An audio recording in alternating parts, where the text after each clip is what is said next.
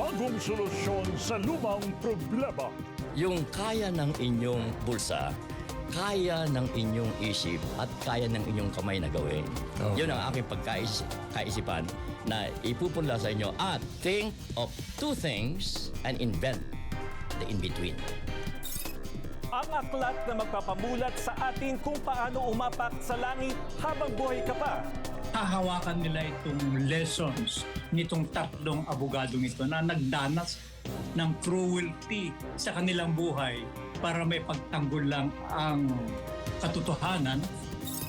Sundan natin ang kwento ng veteran broadcaster na si Manny Calpito na inihanda gaano man katagal ang panahon para maabot niya kanyang minimiting imbensyon. Ito po si Paring Ray Langit. Sama-sama po tayo ma-inspire sa kwento ng aklat na They Will Be in Heaven Before the Heaven Knows ni Dean Amado Valdez. Ako naman ang inyong kasangga, J.R. Langit.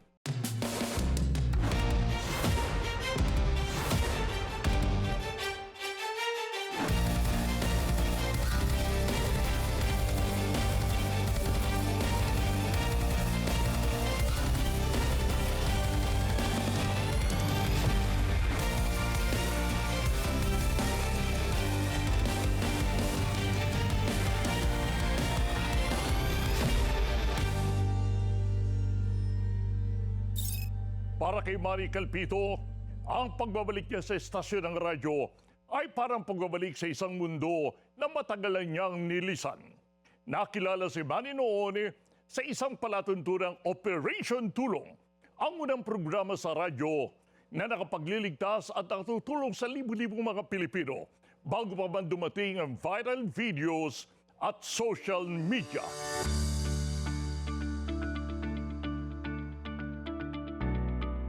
Ngayon, hindi mikropono ang hawak ni Manny para makatulong, kundi isang maliit na aparato, bunga ng 27 taong pagsusumikap at inspirasyon mula sa isang insidente sa karsada na kilala natin sa tawag na road rage. It was 1998 noong naranasan ko ang makipag-diskusyon sa kapwa driver. Kinata ko. So, binusinahan ko. At sa halip na ang kanyang isagot sa akin ay middle finger. Sabi ko, makakaisip siguro ako ng pag-uusap ng dalawang driver na hindi sila nag-iiringan. That was the beginning. It was 1998, pare. At yan ay documented. 1998, as a matter of fact, dala ko yung dokumento rito na 10 katao ang pinagkwentuhan ko nitong idea ko na dapat magpasalamat ang driver kapag siya ay nag-overtake sa sasakyan at yung in-overtake naman niyang sasakyan dapat sumagot ng welcome. So, that was the beginning. Mula sa sarili niyang karanasan sa karsada, nagsimula ang ideya na isang signal light para sa pagpapasalamat at magsabi ng welcome. Isang wika ng kabutihang asal na gawa sa ilaw. Sadyang kakaiba ang aking imbensyon sapagkat matagal kong pinag-aralan. Imagine 27 years bago ko inilabas ang produkto na prototype dito, design doon, palitan doon. So, pinag-aralan kong mabuti na ang lahat ng signal na nakikita sa sasakyan ay naroon ng left, right, turn. Wala akong nakita na signal na nagpapasalamat at nag-welcome. Ang Patents Office ay hindi niya pinapayagan na mag-imbento ka or magkaroon ka ng idea para ipapatent mo na kaagaw ng function ng mga naroon ng standard signal lights. So, pinag-aralan ko mabuti ang sasakyan. Inikot ko na inikot hanggang sa nakita ko ang tanging lugar na pwede mo mapaglagyan ng isang ilaw na magsisignal ay ang rear view mirror. Bubuo si Manny ng paulit-ulit ang prototype. Minsan sumasabog, minsan umiinit, minsan hindi gumagana. Pero hindi siya tumigil. Noong taong 2010, nang umusbong ang LED technology, alam niyang dumating na ang tamang panahon. Noong una, ang gamit kong ilaw ay yung bumbilya. Nakita ko malaki masyado ko ikakabit ko sa rearview mirror. Hanggang sa dumating ang 2010, na-introduce ang LED. Sabi ko, ito na ang panahon. So nag-design na naman ako. Binago ko yung dati kong design. Kasi yung dati kong design, ginawa ko sa karton, tapos ginawa ko sa tabla, tapos ginawa ko sa semento, ginawa ko sa plastic, ginawa ko sa silicone, hanggang sa mapunta sa katotohanan ngayon na na-improve ko ng na-improve within 27 years. Mula sa imbensyon ni Manny, ang rear view mirror ay nagkaroon ng boses. Isang ilaw na hindi lang nakapagbibigay ng liwanag kundi pumapayapa rin sa damdamin ng nagmamaneho o ng tao. Sinubukan ito sa Los Angeles, Amerika, at dito niya napatunayan ng isang simpleng ilaw ay pwedeng makapagpabago ng asal at damdamin ng tao. Nakakatuwa. Sa LA, sa Los Angeles, nagmaneho ko, kinabit ko ito sa aking sasakyan. Habang nagmamaneho ako, meron akong gustong lampasan na sasakyan. Nag-overtake ako. Tapos pinindot ko yung thank you light.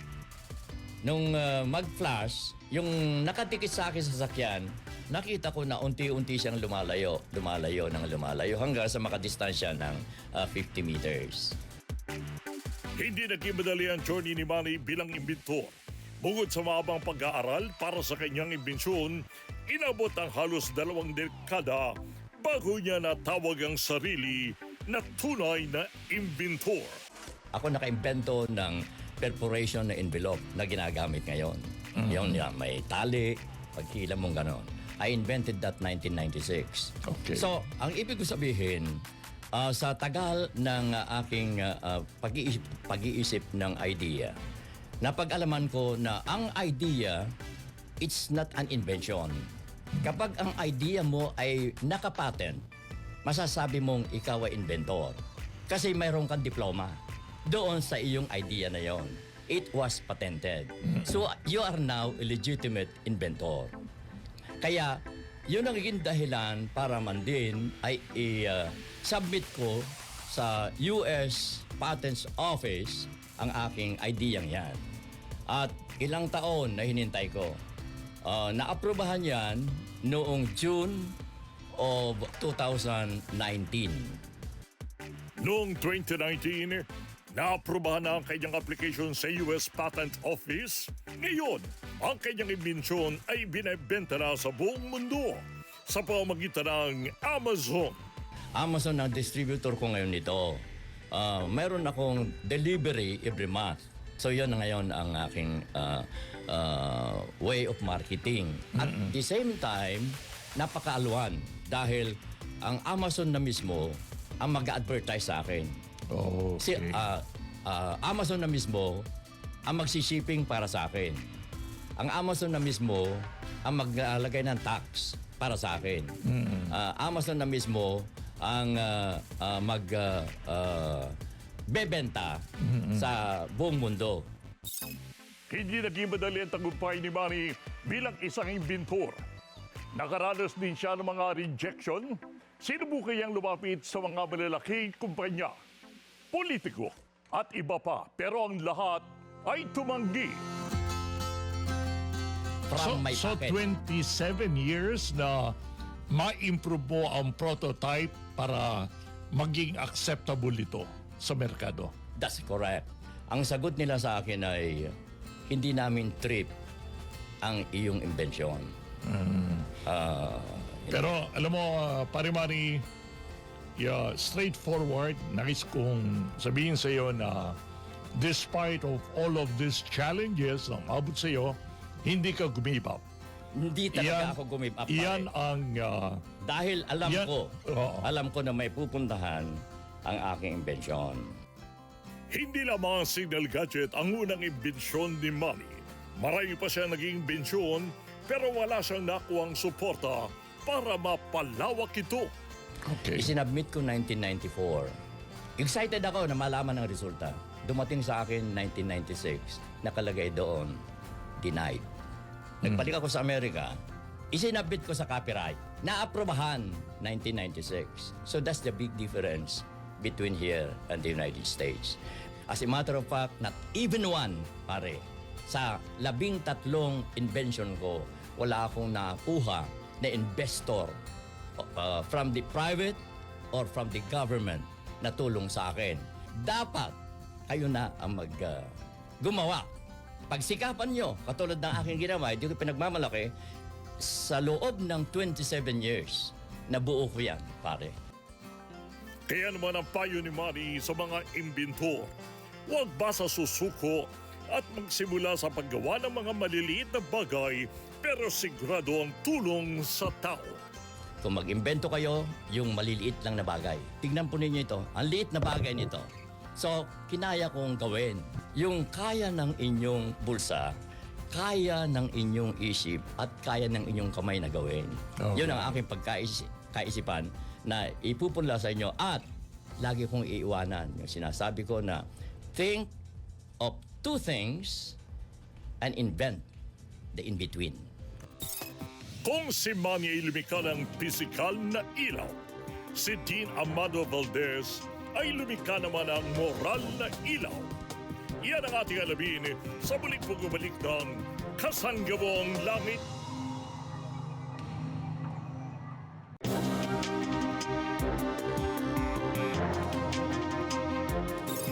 Paglaban sa kawalan ng hustisya ang pakay ni Dean Amado Valdez sa kanyang inakdang libro na They Will Be in Heaven Before the Devil Knows. Hinugot ang inspirasyon sa sarili niyang mga karanasan sa mundo ng paggawad ng hustisya.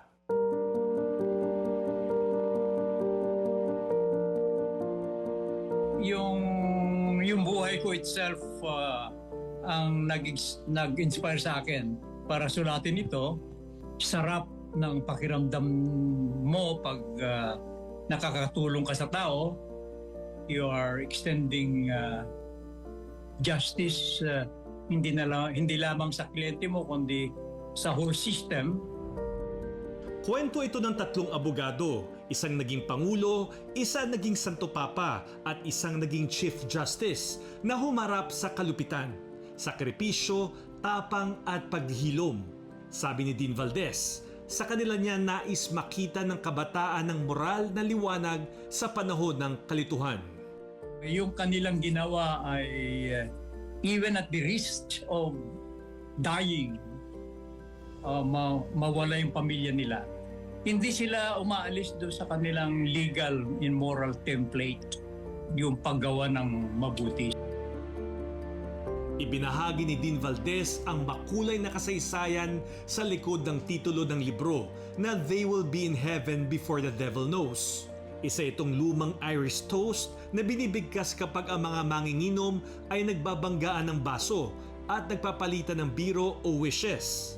Sa likod ng katatawanan, may malalim na aral, ang paggawa ng mabuti lalo na kapag walang nakatingin at ang tunay na gantimpala ng langit.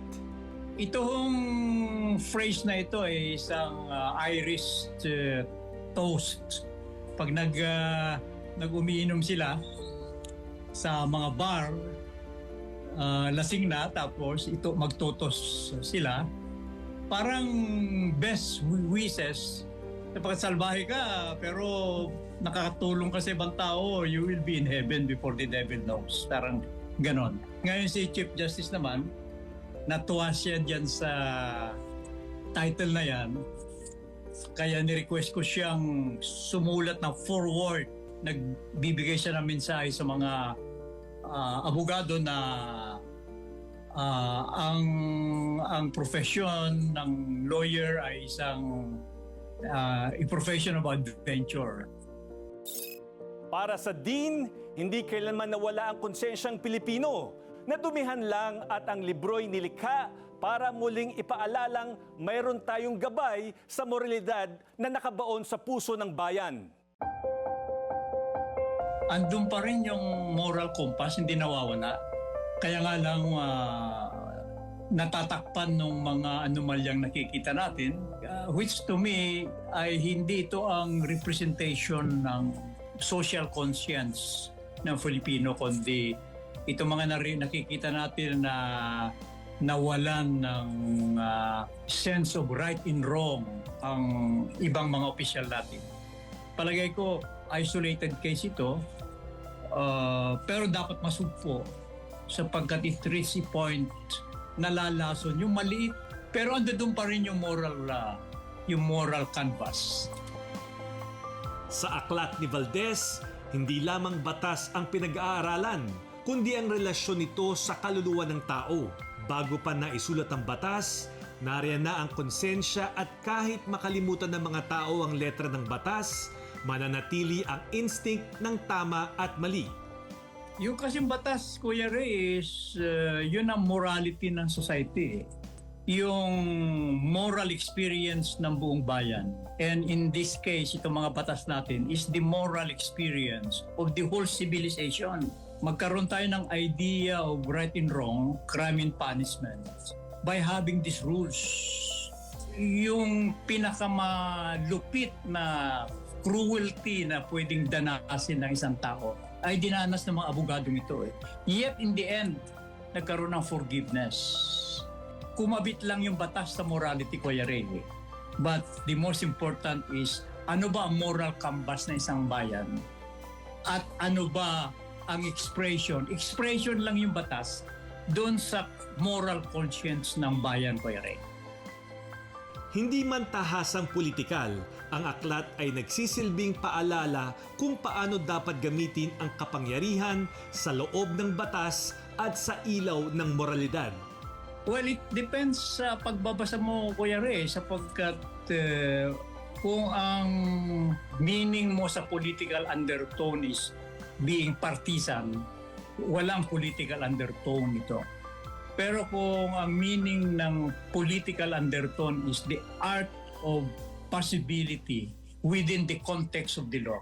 Politika kaya yan eh. Politics is an art to make things possible within the context of the law. Within the context of the moral culture ng tao. In that case, mayroong political undertone ito, Kuya Ray. Para sa mga kabataang naghahangad maging abogado, hukom o leader, hindi lamang ito libro. Isa itong blueprint kung paano manatiling matuwid kahit ang daan ay delikado at madilim. In all these things na nangyayari ngayon, kailangan meron kasi silang mapanghahawakan. Mahahawakan nila itong experiences na mababasa nila sa kanilang decision making every day. Maski law students pa lang sila. At lalong-lalo na kung maging abogado sila. Lalong-lalo na kung tumaas ang ranggo nila sa judiciary. Lalong-lalo na kung justice nila sa Supreme Court. Hahawakan nila itong lessons nitong tatlong abogadong ito na nagdanas ng cruelty sa kanilang buhay para may pagtanggol lang ang katotohanan, may pagtanggol ang fairness, may pagtanggol ang katarungan. Isang dosenang itlog mula sa isang mahirap na kliyente. Sa iba, maliit. Para kay Dean Valdez, yun na ang langit. Sapagkat ang tunay na gantimpala ng kabutihan ay ang katahimikan ng konsensya. Yun ang kanyang kayamanan pero hindi yun ang inaasahan niya dahil may pamilya rin siya. Pero sabihin niya sa sarili niya, I will be in heaven. Bago demonyo mahabol ako. Parang ganon, Kuya Ray. Isipin lang niya yan. Titino na ang bayan natin eh. Kung abogado ka, doktor ka, engineer ka, isipin mo lang ito. O ordinary person ka, isipin mo lang ito. Titino na ang bayan natin. Ibinahagi ni Paring Ray ang dedikasyon ni Dean sa ibinigay na libro. Ito ay pagpupugay sa mga OFW na natulungan ng mga programa ni Paring Ray, mga naapi at nakaligtaan ng lipunan. Ayaan po ninyong basahin ko lang po sa ating, para po sa kapakanan ng ating mga taga-subaybay, taga-pakinig, kung ano po exactly ang tinutukoy ko dito. Nakalagay mga kaibigan na isinulat po ni Dean to a giant in the Philippine journalism. who walked like halls of power from Manila to Washington, D.C. and every other notable world capital with friendship signed Dean Amado Valdez. I am honored, Dean, sa napakagandang mensaheng yan. Once again, maraming salamat po at naway magsilbing inspirasyon po ang libro po ninyong ito para sa lahat ng mga Pilipino po. Yung mga nakikinig sa'yo, marami kang natulungan. Kaya mong namnamin mo yung sinabi ko sapagat yun ang sinabi ng mga taong natulungan mo. Ipinakita sa atin ni Manny na ang isang Pilipino kapag may tiyaga at tama ang direksyon, nakagagawa ito ng imbensyon na pwedeng pagbabago ng mundo. Higit sa katang-isip, ang libro ni Dean Valdez ay isang paanyaya na piliin nating gumawa ng tama kahit bago pa ito mapansin ng dyablo. Kung may problema, laging may espasyo para sa inobasyon. At kung may mali, laging may espasyo para rin sa kabutihan. Sana po naibigyan nyo ang isang spesyal na pagtatanghal ng aming palatuntunan Nakapaghatid ng kakaibang aral at leksyon sa buhay. hanggang sa muli sa kalan pa rin po ni Reyes ng Langit. Ito po si Paring Ray. At ako naman si JR Langit. Laging tandaan, Sa anumang laban, kasangga mo ang langit.